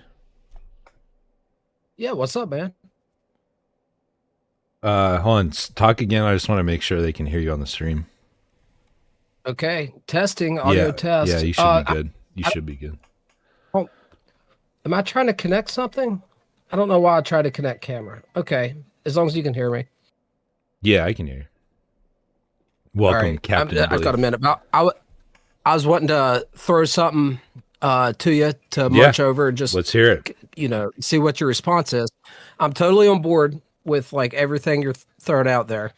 But like in the past, when I researched all this super deep, you know, I come across the Trilateral Commission, the Council on Foreign Relations, the Rosicrucians, the Illuminati before it was disbanded, right? All of these secret societies and hubs of power and, you know, hidden, forbidden knowledge. Just how much beyond do you think the Masons does it go, or do you kind of hang your hat on that's one of the big ones?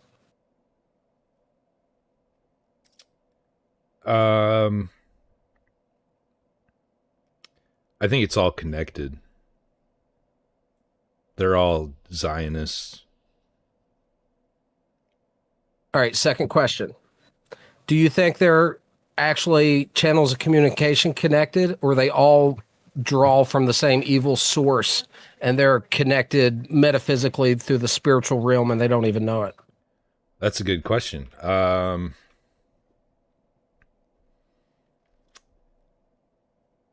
don't know. That could possibly tie into pyramids all over the planet from cultures that never, you know, communicated with each other type stuff. Yeah.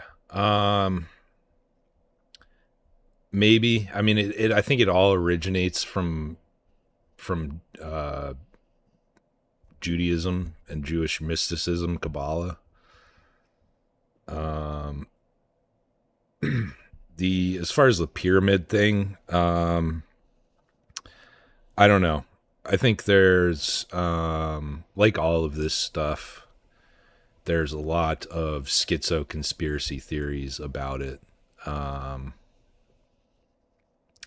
And, you know, it gets into that whole like Tartaria shit that's kind of nonsense.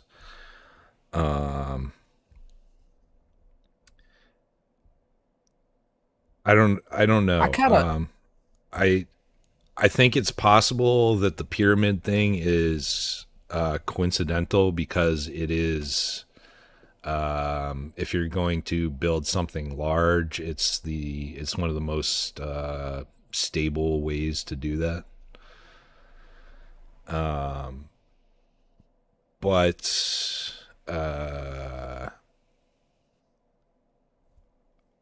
I think that some of those societies could have traveled the oceans and were lied to about that. I think that's very possible. Because, I mean, we're told that Christopher Columbus discovered the Americas, and that's obviously not true. I think even now historians would say that that's not true. So, right. Good take, man. The only reason I bring up pyramids is because it's like some kind of thread we have throughout different cultures and geographical locations in the past. Because, you know, freestanding stone structures built of that size, they weather the beatings of time, whereas other connections that might have been there are lost to history.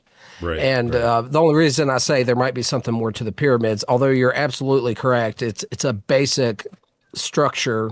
The geometry is also, there's connections to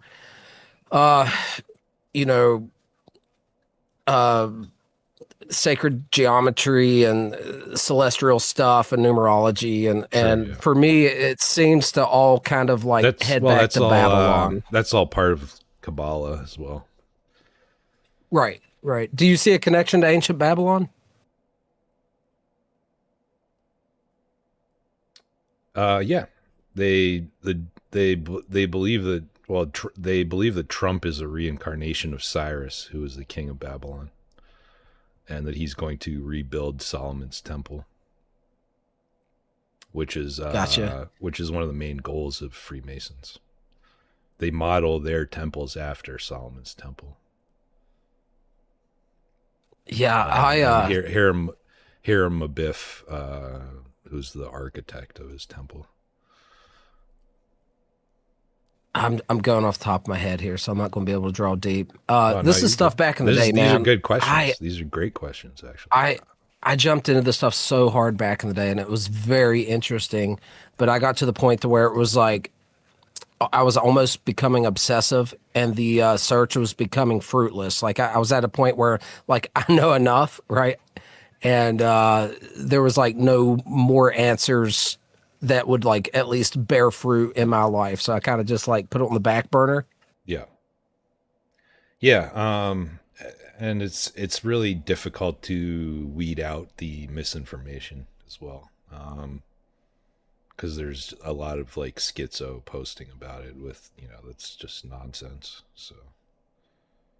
Well, and with the technology as it is, and the institutions having the ability to mislead the masses going back thousands of years, right? With the technology and the tools at their fingertips now, the controlled opposition and the ability to mislead them and plant dangles of information to put people on the false path.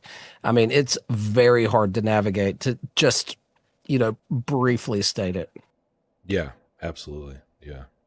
You can consider what we do know, stuff like Project Paperclip and the Nazi scientists brought to the U.S. for the reasons of scientifically being able to control the masses better, with the explosion in pharmacological stuff and there's a lot of technological means. There's a lot of Freemasonry connection to that as well, with NASA. Oh, sure. One of the guys who helped design the rockets was a 33rd degree Mason and wrote a book about magic and all that kind of stuff. The Nazi Party was deep into mysticism and stuff. I think one book was was it the Pink Swastika that covered that? But yeah, there was all kinds of weird stuff going on. Yeah, part of that's a Jewish lie as well. Hitler was a Christian, so I mean, I'm not like a big Hitler guy, but a lot of that's No. You think he actually believed, or that was just something he kind of related to? I don't know. I don't know. I've read Mein Kampf. I've read Rise and Fall of the Third Reich. Which version? Mein Kampf. Yeah. Something produced at one of the national bookstores in the early 2000s. I'm not sure. Oh yeah. Yeah, I think I think there's like some inaccurate versions of it. It was extremely dry. I had an ex-girlfriend gift it to me. She thought I'd find it interesting. I've been a reader, my whole life, and always like dug into stuff. So it was extremely interesting, but more so to kind of get my foot in the door than it in of itself. Mm-hmm. Yeah. Going back to the whole, like, you mentioned, like, celestial alignment, that's pretty big with Masons as well. They're taught that I have to be careful how I say this. They practice semen retention, and they are taught that they're only supposed to conceive children during specific celestial alignments, and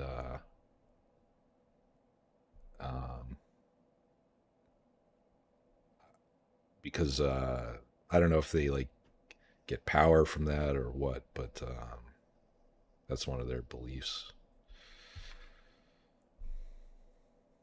Okay, one more thing before I jump off here. It was based on one of the videos you were playing. I was surprised it did not mention adrenochrome, if I'm saying that correctly. Have you come across that with some of the children-based stuff?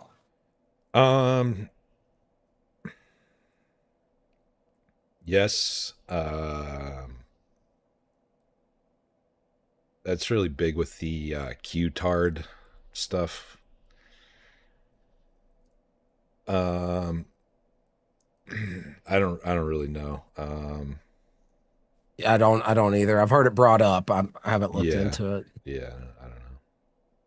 What I know about it was what was brought up in Fear and Loathing in Las Vegas, so probably not accurate. Yeah. Good movie, though. Yeah, man. I like reading his stuff too. All right, man. Well, listen, I'm out. I appreciate you letting me come aboard. Yeah, dude. Thanks for calling in. That was interesting questions. Thank you. I don't know if it added anything, but it was the stuff running through my mind as you were going through this.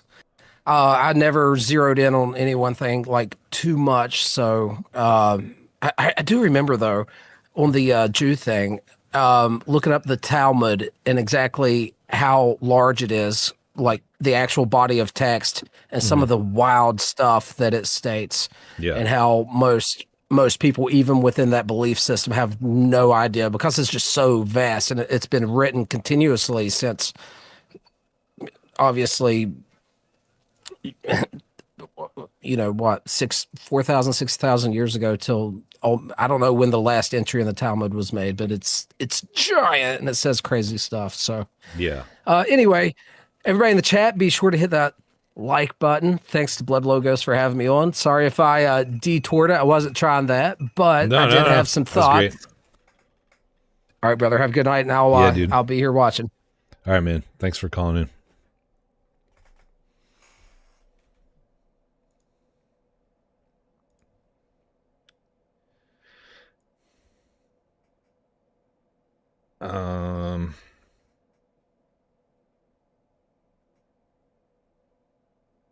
So this is getting into the Saturn stuff here, where we left off on this video. It's a Kabbalah thing. A lot of people think that this is not a Star of David, it's a Star of Remphan, which is the star of Saturn. And this is the hexagram that's on the pole of Saturn. And it sort of aligns to the cube, black cube. We see that in Islam at Mecca,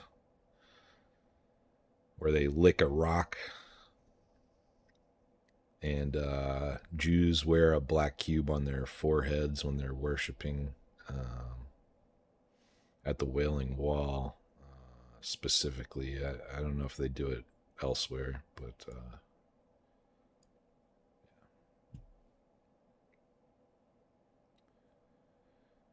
that showed it really quickly. But it was this is a Masonic thing here. You see the G and the compass.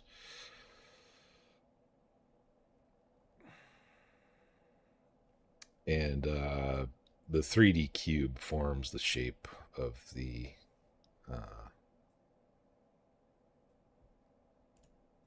hexagram.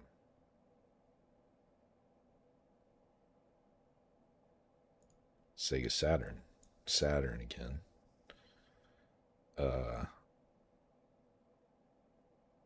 I guess the system is a black cube, sorta. I don't know. This is getting a little too schizo, though. It's not really. It's just showing a bunch of stuff.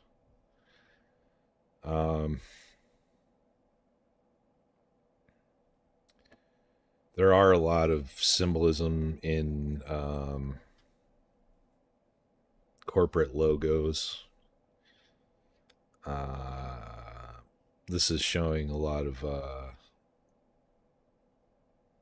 Egyptian kind of stuff. There's also Saturn symbolism in a lot of stuff as well, corporate logos. But I guess they're not going to show that.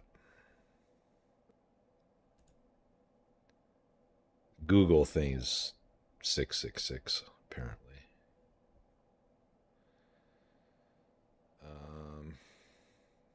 Yeah, even the Facebook logo is a Freemason symbol.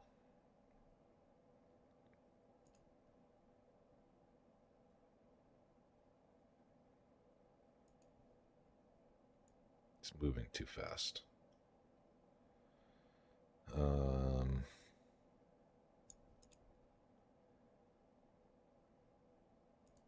What is the relationship between a cube and a hexagon? If you trace the outside lines of a cube, it's a hexagon. Like, lay it flat. Like,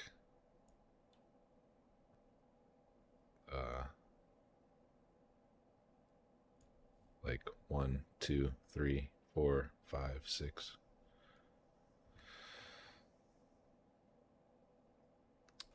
How was that game you were streaming recently? Crusader Kings 3. It's a great game, especially if you're into like ancient history kind of stuff, strategy games. I like to try to spread orthodoxy throughout the entire world. It's not great for streaming though. It's pretty kind of boring to watch someone play it, I guess.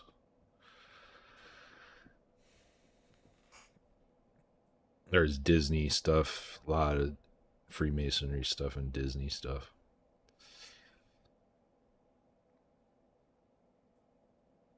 Yeah, jewelers. Oy.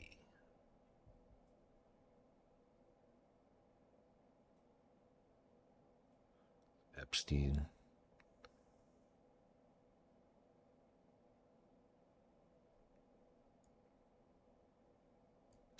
That video is kind of dumb, but did show some of the symbolism.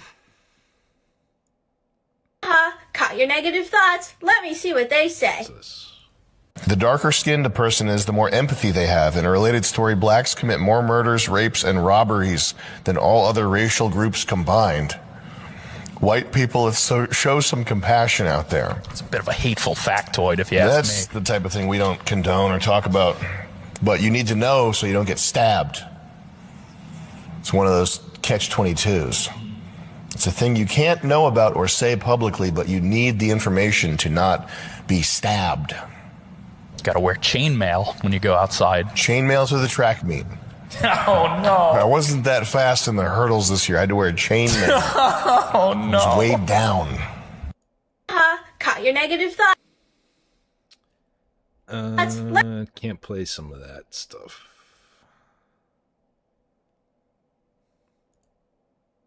Does everyone else think it's a nice Jewish family? From the outside, you appear to be a nice Jewish girl. Definitely. And you all are worshiping the devil inside the home? Right. There's other Jewish families across the country. It's not just my own family. Really?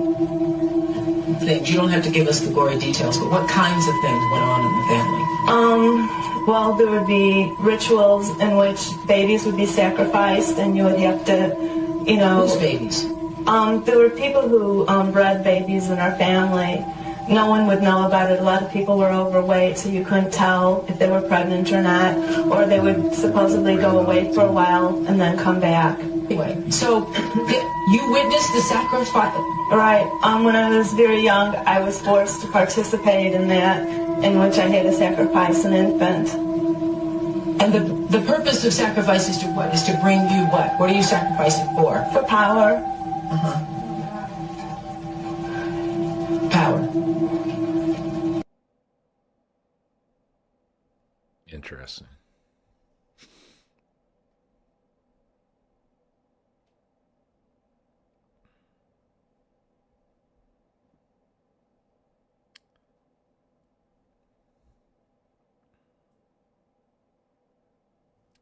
Yeah, I think that's all I got for now.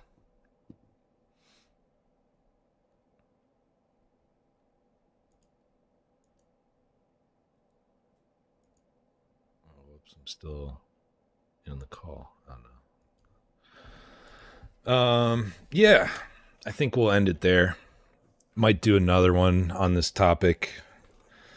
If I do get some pushback from those Masons, we'll see about that.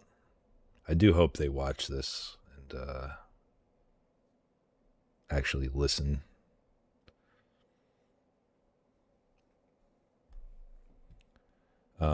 Hopefully this wasn't too schizo. Anyways, thank you guys for tuning in. I appreciate all of you. I will see you next time.